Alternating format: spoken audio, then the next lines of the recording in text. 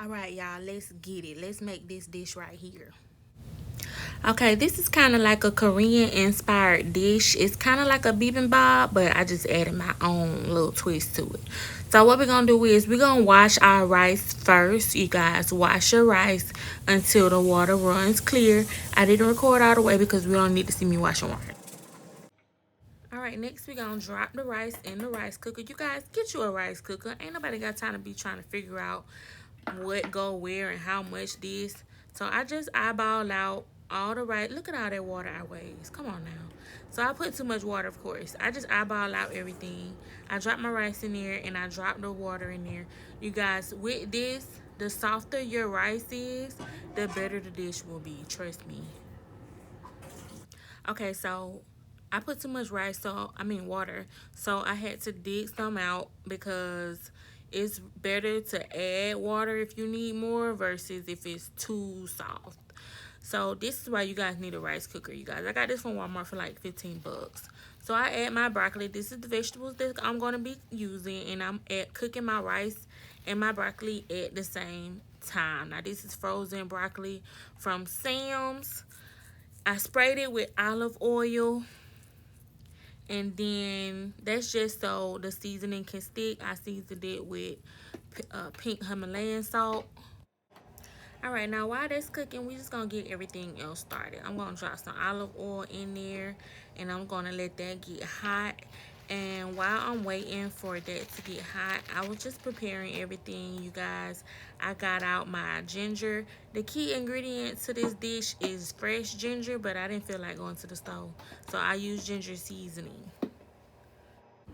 Okay, so the oil done got hot. I dropped some minced garlic in here. This is also where you would drop the fresh ginger if you had the ginger, but since you don't, just use the garlic for now. Then, you guys, the other seasoning that I had, of course, onion powder, garlic powder. I just stirred this all around.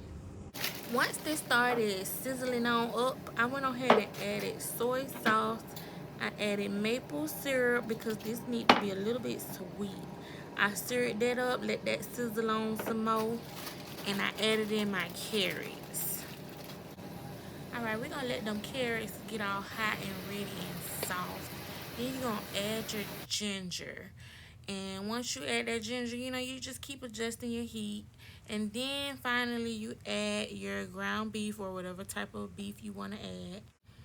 Now look at me fighting with the ground beef with this plastic spatula. Just look. I set this ground beef out the night before and it's still frozen. I am just fighting with this ground beef. So I had to go get a wood spatula. Boom. There we go. Now we in there.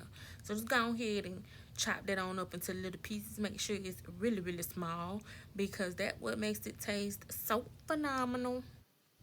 Alright, so once you broke that ground beef up, add some more ginger, add some soy sauce, and then add your brown sugar. You guys, look at all that brown sugar. Don't use that much brown sugar. I wasted. So I went and I was thinking, should I get it out? Should I get it out? Should I get it out? And then I was like, nah, I'm going to just keep it.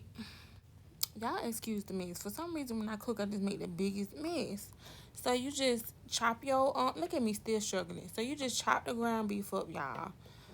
Add in some, what is that? Garlic powder. And then onion powder.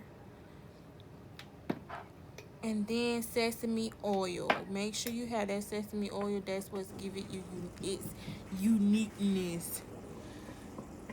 Alright, so we're going to let the ground beef sit. And then we're going to get our we're gonna get our broccoli and our rice in order, right? Remember when I said the rice need to be soft? My rice wasn't soft enough, so I added some more water because mind you, the rice isn't done cooking. So I went ahead and added some water to make that a little bit softer.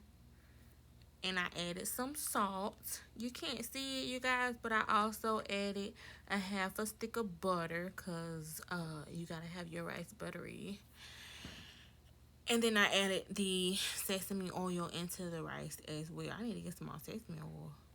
Remember to add that water to your liking. Remember when I said I like my rice a little soft just for this dish only. So if you don't like it soft, then you guys can do the measurements or whatever. So now that the rice is finished, I'm going to go ahead and plate everything up. Look at that.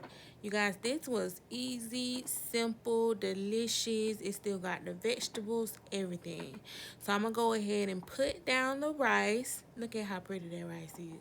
I try not to put too much. Who am I kidding? I filled the whole bottom. Alright, so I got my rice, and then I'm going to drop the broccoli in there. The broccoli that I cooked that inside at the same time. Just put a couple of those in there. Look how pretty that is. Look at how cute that is. Look how dirty my stove is. Y'all, I just be making a complete mess. Good Lord. Alright, then I'm going to put my beef in there. So, the thing with cooking the beef, I forgot to tell y'all. When y'all cook y'all beef, make sure that beef just sit there on the stove. You want it to be, like, just sitting there cooking. And if you notice, I didn't drain anything out of my beef. You do not need to drain it. If anything, your beef need to be a little wet. And there you have it, you guys.